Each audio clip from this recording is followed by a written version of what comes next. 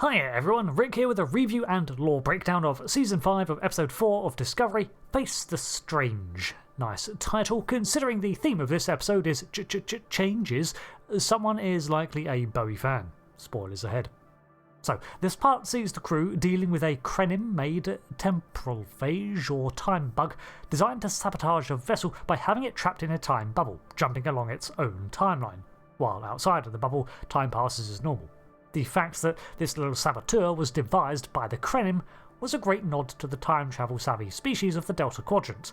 In apocryphal stories, they did indeed become a faction opposed to the Federation during the Temporal Cold War, so to see the continual ramifications of that massive event trickle down into the 32nd century was a good inclusion to the wider universe.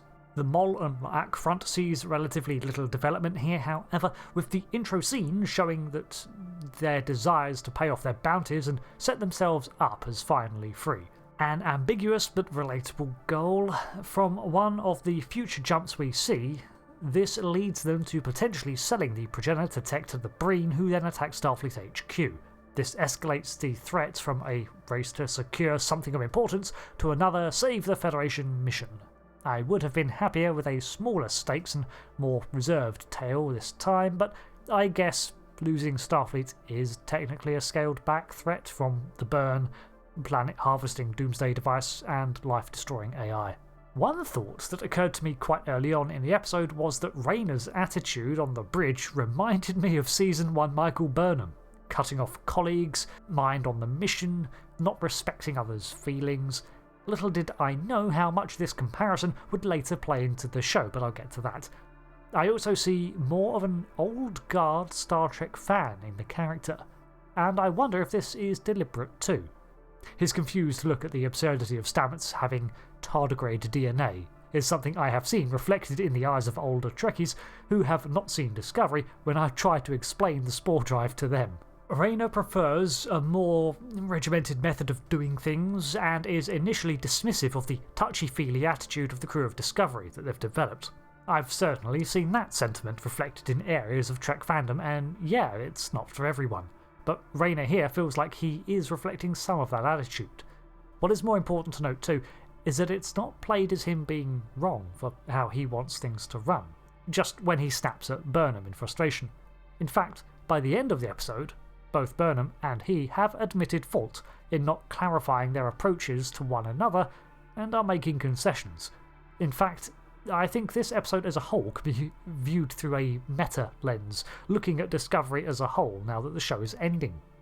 So, from all the time jumps, I thought I'd compile a list of the different points that the ship visits. Firstly, we have the drop back to the actual point it was arriving in the future, technically outside of time, travelling the Red Angel-made wormhole, just emerging into the year 3189. Then there is a jump back to 2254, the year of the Crossfield class's construction at the ground-side San Francisco Fleet Yards.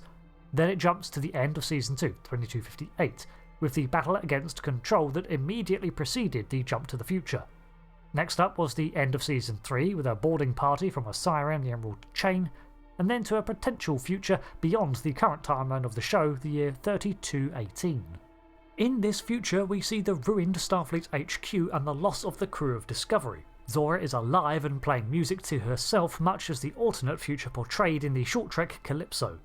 Just as that scenario seems to have not emerged, this too is a future that evolves if Discovery does not escape its time trap. We learn that the Breen were aggressors in this scenario, so with more Breen connections, I wonder if some commenters are correct that La'ak is a Breen. Apocrypha has also mentioned how the Breen's physiology is more liquidy or gelatinous, so this might be reflected in La'ak's strange effect when he de-helmeted in Episode 1.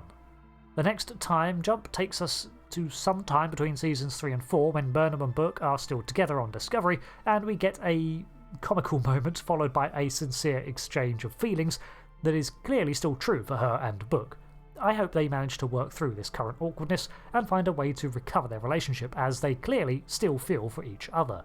Finally, we see the jump to Season 1, during Burnham's initial recruitment to the Discovery as a specialist of no rank. So, touching on the meeting of the two Michaels. always a fun scene when the past and future versions of a character meet, and it was good to see the stark differences between Burnham as she was and as she is now. The old her, younger her, Blue Burnham, is far more aggressive and mistrustful, fueled by her inner shame at being labelled a mutineer, even if that does get redacted. She's also far more reserved with her emotions, more Vulcan-like in demeanour, but still making decisions based on them. The Red Burnham is one that has embraced her humanity far more, and is at ease with herself and her crew. She has come into her own, and it's a massive contrast to see where she is from to where she ends up. The direct comparison leads her to reflect on how far she has come, and I like that she addresses that her past self was stubborn in a different way, but also that she might have deserved being stunned at points in her life. I think we can all relate to looking back and being like, yeah, no, I was not in a good place back then, and being a bit of a dick. But it's her ability to do that and laugh it off now that shows her growth as a character. Even Stamets mentions in an offhand way that he used to be a lot more surlier in the 23rd century, which reflects his development too. I mean, the whole crew was a lot more standoffish in Season 1. Speaking of Stamets, this episode actually got several laughs from me. Firstly, his quip that he's a little concerned his science team believed his made-up excuses about the spore drive, twice.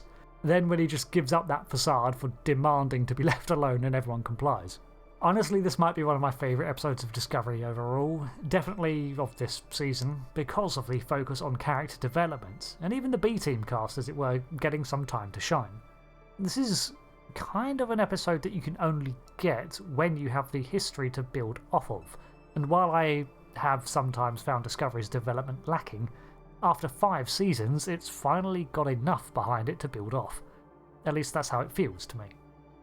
The direct comparisons of Burnham's growth is also one of the series as a whole. It's come a long way, and honestly does not really reflect its original season at all. The journey was messy, not very simple, and yet somehow it managed to hammer out 5 seasons with its own flavour and focus.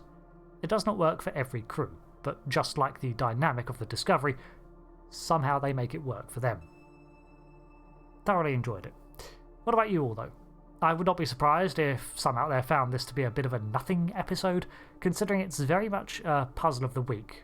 But then that was what older Trek was like all the time, just not so much disco. Thanks for watching this review of episode 4. I've been Rick, and I'll see you again later for another lore breakdown and analysis. Until then, goodbye.